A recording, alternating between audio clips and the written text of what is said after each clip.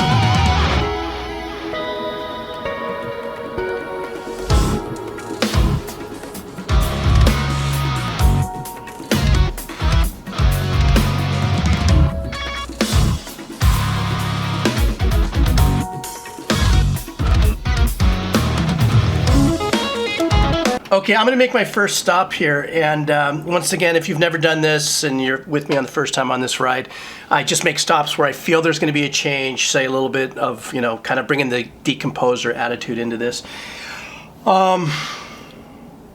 This is really complex, and and beyond the composition and the musicianship is really complex engineering and dynamics is involved in this. And I think, for myself, when I listen to an instrumentalist of the metal origin, because I'll listen to guys like, the guitar trio and, classical guitar playing and stuff, different kinds of instrumental music. The complexity of the engineering on this, and I'll get into the musicianship. The musicianship is absolutely sick, but what's really standing out to me is the dynamics that they're utilizing in order to take you on this particular journey. There's a phrase that for the first two phrases, I think it's probably 32 bars long. It kind of repeats itself, but arrangements change. So I can't, I sound like an idiot.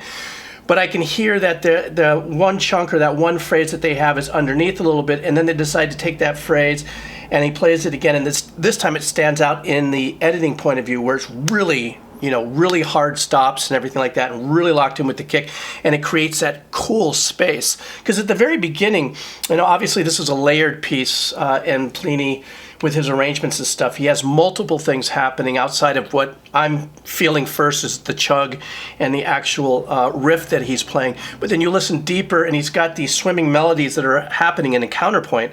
And what that means is, for those of you who don't know anything about music, is that you can write multiple melodies and they weave in together because they're within the same key. You could do really trick things with it, but in this case, he's got a couple of arrangements that are played on guitar that have different little melodies, different little arrangement lines, if you would. Another thing that I noticed too is that first half is very ambient, so there's a really good amount of effect behind it. At least that's what I'm hearing.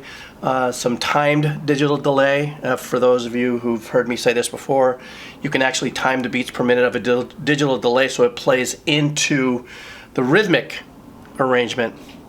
I don't know what Pliny's writing process is, if he does it first in the system, if he writes with other people. I don't know enough to say I know anything. Plus, I never say I know, really, except for when I wake up and make my coffee.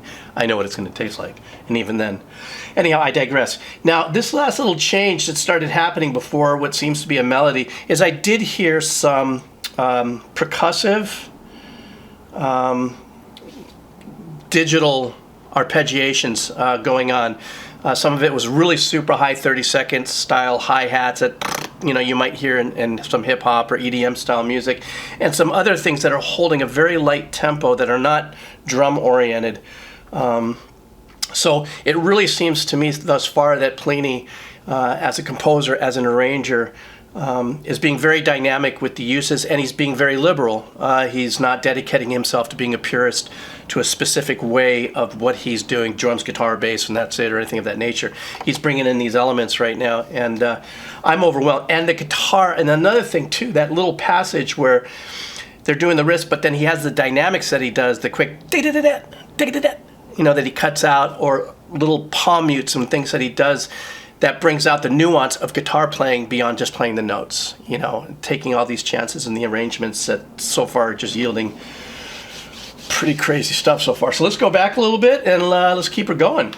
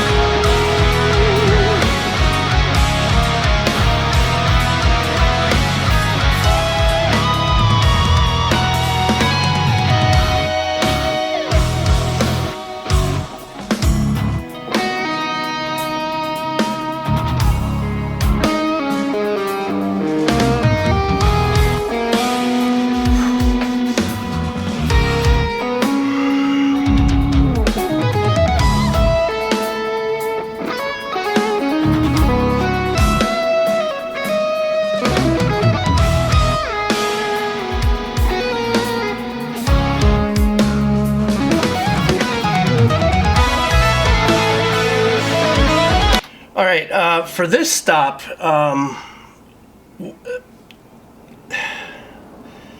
he is taking, at least for myself, me on such a journey where he doesn't leave the roots of what he's established in this composition as prog metal, prog rock composition with the chugging and what he's holding down. He never deviates from that, but he serves up in his arrangements these movements in the chord changes that he's using, using that chug as the root note, and he's moving around it, using different types of chords in a scale. Remember, I don't do things that are overly theoretical. I just try to deliver some of the soft shoe, if you would, of my opinion, so that you can enjoy this just a little more, possibly. The intervals in his melodies and his phrasing and his, people can play. 100 great guitar players can play.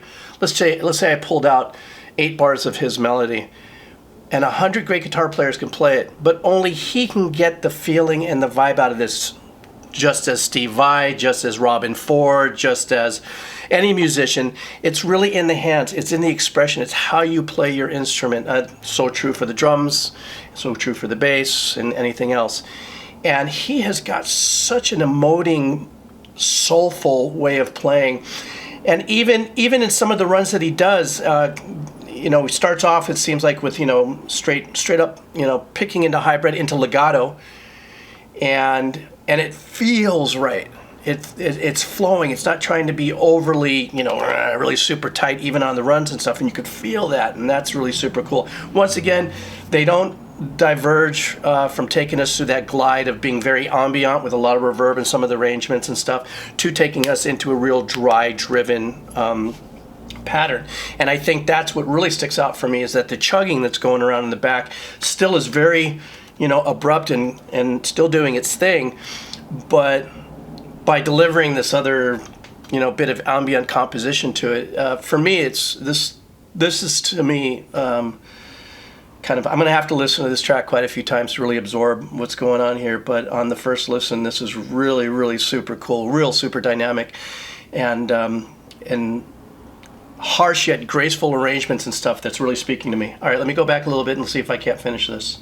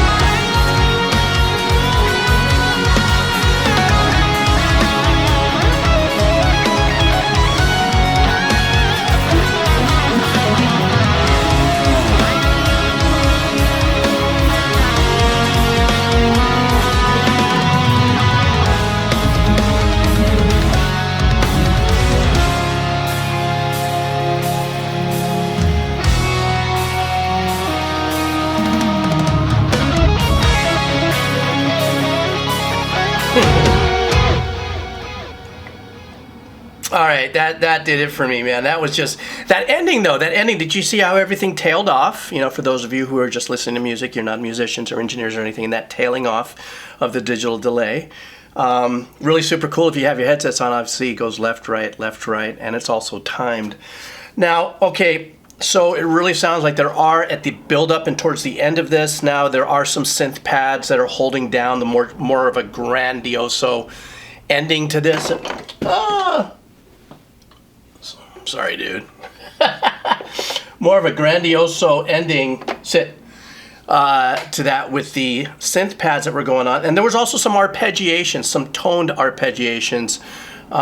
You know, guitar players will do arpeggiations, you know. Synth-wise, you can do that. A little more fun with the synth arpeggiations at times because it adds that percussive element to an already wonderfully percussive arrangement. But it has a tone to it, so, you know, very much a guitar, except it's a synth. And, of course, the liberties of the arrangements with the, you know, multiple guitar arrangements and stuff. So this was a great piece of music for me. This is a personally a great piece of music for me that I'm probably going to listen to quite a few times because there's a lot of layers in there that I was picking apart, and for the first time hearing it, I'm sure I'm missing a few things, but this gentleman's been around for a while. He's making huge headways from what I understand, and hailing from Australia. One day I want to visit there and surf some of the Gold Coast. So anyhow, thank you guys very much for hanging out. Thank you so much for turning me on to Pliny and the one guy that said to check out this song Cascade. The links will be below to his discography, Spotify, so on and so forth, and the headset links, etc., etc., etc., etc. Anyhow, so have a wonderful day. This is my last one for today, and like I always say, all right.